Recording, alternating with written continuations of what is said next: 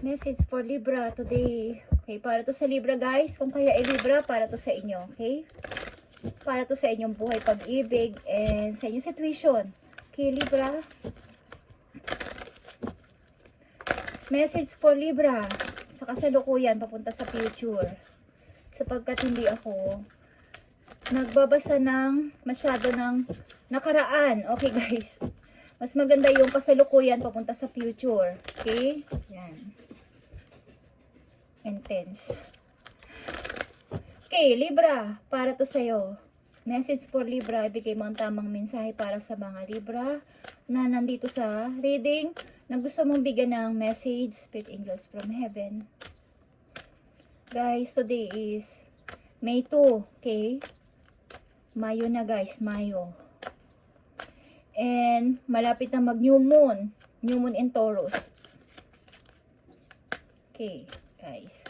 Maaring kung may papasimulan kayo sa inyong buhay, gawin nyo na Libra ngayong new moon. Okay, May 7 or 8.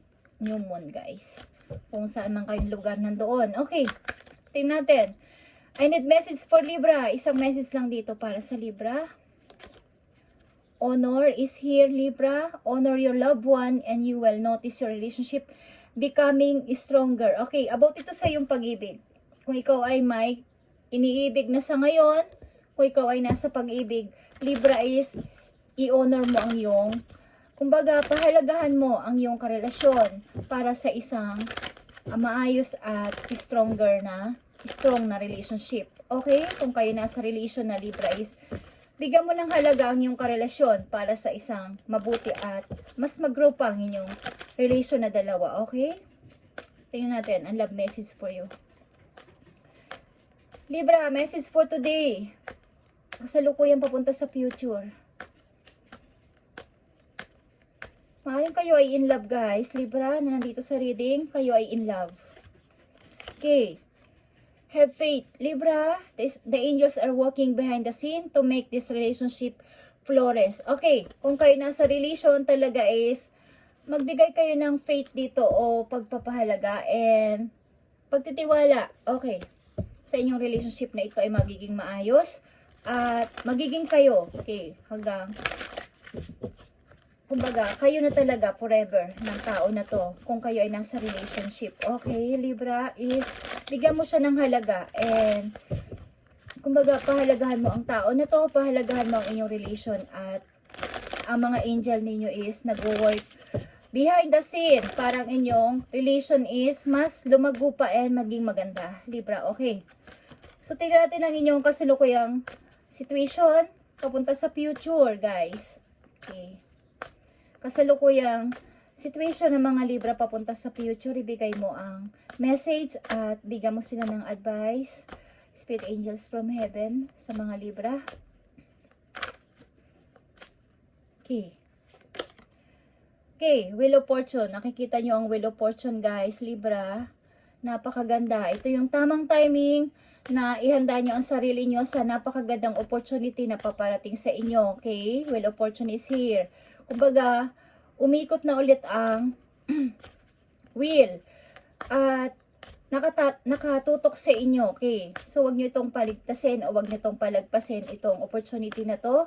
Kung isa sa mga araw na to is may opportunity na mag-o-offer sa inyo o may magbabadyang opportunity. Ano man yan? Anong opportunity man yan, pag-ibig man yan o sa inyong career is, ito yung tamang timing. At malapit na rin ang new moon. So, pasimulan nyo to. Okay, Five of Swords is here. Yeah, tamang-tama ito sapagkat alisan nyo ang mga taong nagpapahirap sa inyong buhay, Libra. At katulad ng sinabi ko, Wheel of Fortune is here. Napakagandang pasimula nito para sa inyo, okay? So, tingnan natin, guys. Ang message for you dito.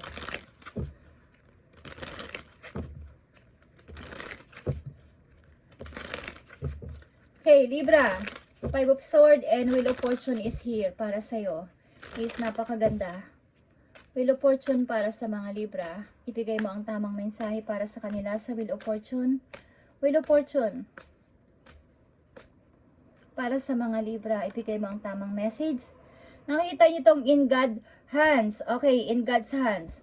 My trust in life is implicit. Okay, God's greater knowing and greatest love guide my heart and my choices. My faith is steady and I remain true my light. Everything unfolds according to God's will. Okay, maniwala kayo at maniwala talaga kayo at magtiwala kayo na si God ang bahala sa inyo. Simula sa araw nito, Libra, is matutupad ang inyong mga pangarap.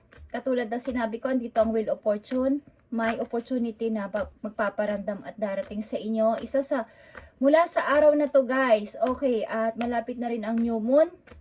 Maaring ito ang tamang timing to start ng bago sa inyong buhay, Libra. Okay, at isa pang message dito.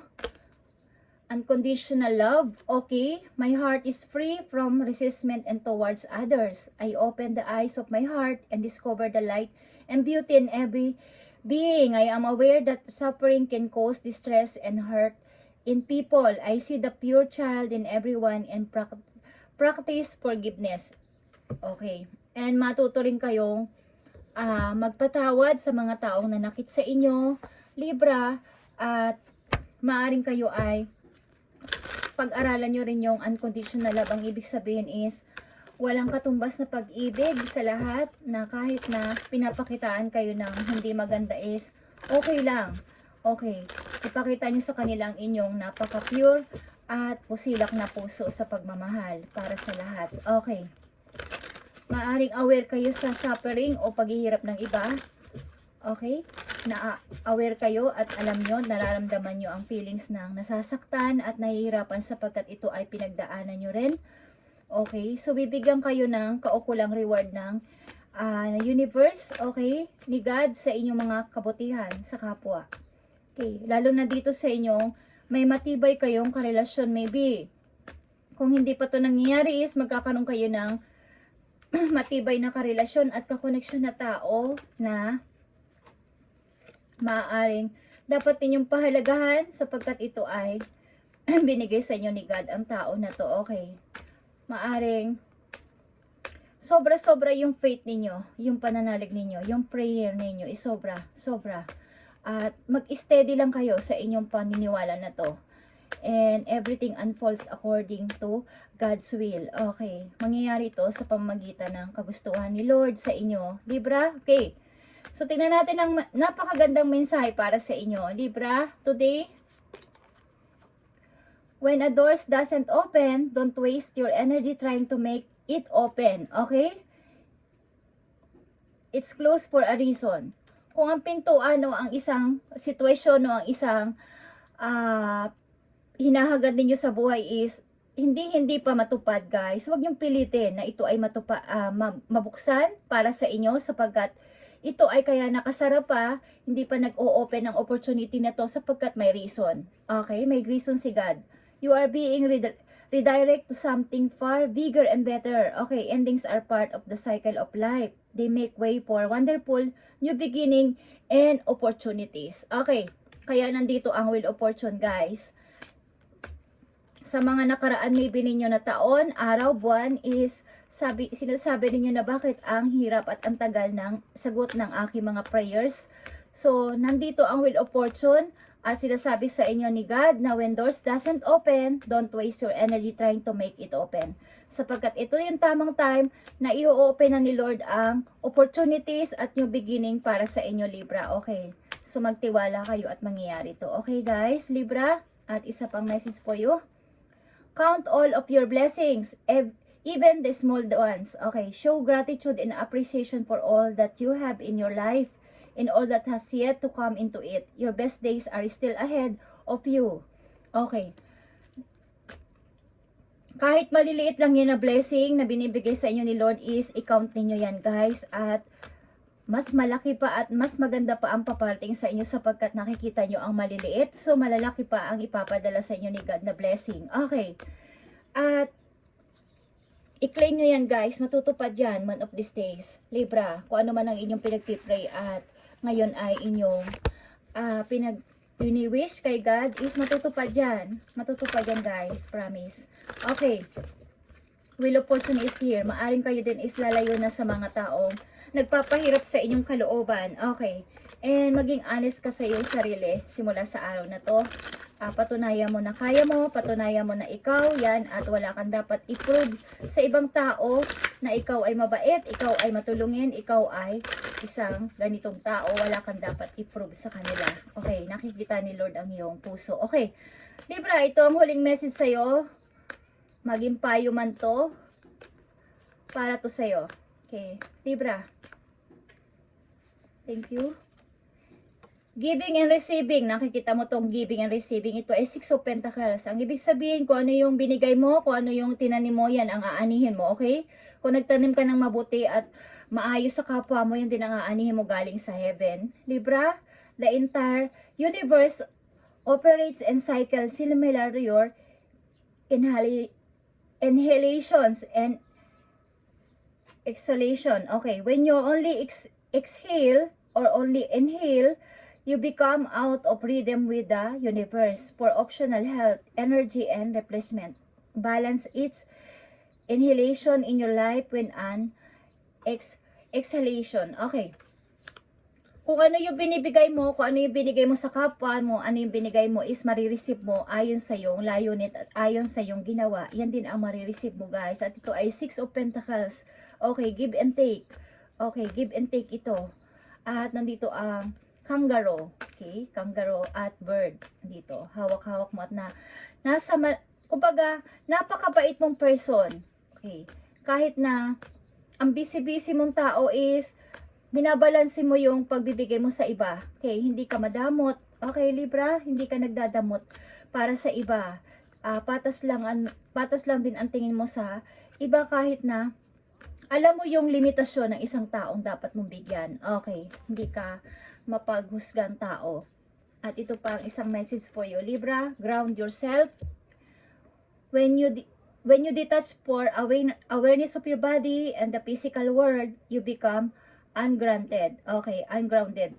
Although it's pleasant to float heavenward, your attention and work are needed upon the earth. Okay, we're helping you balance the spiritual and material so that you can enjoy a deep, fulfilling earthly life. Okay. Napakabait mong tao at binibigyan mo ng atensyon ng ilang mga tao sa paligid mo na nangangailangan ng tulong. Kaya bibigyan ka rin ng awards ng universe. Okay, at maaaring malapit kayo sa earth sign, sa Capricorn, Virgo, Taurus. Okay, may tao o may mga kaibigan o may mga taong mai-involve sa inyo na earth sign na kayo ay hinihimok na maging malapit sa kalikasan o sa nature o sa mga hayop. Okay, Libra? Isang message for you na napakahalaga sa iyong future. Okay, maging ito man ay paalala o mga worry ninyo. Tingnan natin, guys. Para sa Libra today. Thank you. Nakita nyo ang 6 of Wands, guys. Tuloy-tuloy lang. Sapagkat ito ay yung pag-unlad. The Empress and 6 of Wands is victory. Lalo na sa money. Ito ay yung happiness patungo sa iyong kaligayahan at sa iyong pag-unlad. Victory ito. Victory in success. At ito ay may mga ilan lang namang matutuwa sa inyong pagsikat o sa inyong pag-grow, sapagkat ang karamihan is hindi sila natutuwa sa inyong pagbabago at sa inyong pag-grow, Libra. But wag niyo silang pansinin, okay? Malapit ka na mag-transform. Okay, malapit ka na mag-transform.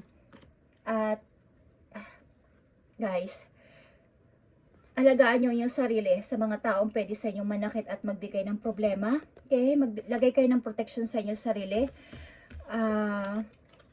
Literal man yan o sa inyong spiritual, bigyan nyo ng proteksyon. Okay, sa maaring mga kausap nyong tao, huwag kayong maaring magsalita ng mga bagay-bagay na kayo ay masasabotahe, Libra, at makukuha ang inyong mga gusto sa buhay. Huwag kayong masyadong maging open sa lahat. Yung halimbawa is yung inyong sekreto, huwag nyong ipagsasabi. Huwag niyong ipagsasabi yung mga good idea niyong naiisip agad-agad sa iba sapagkat malapit ka nang pumunta doon sa pag-victory mo. Okay, malapit ka nang makarating. Okay, Libra, this is your message today. God bless and matutupad ang iyong pangarap. Promise. Thank you and God bless.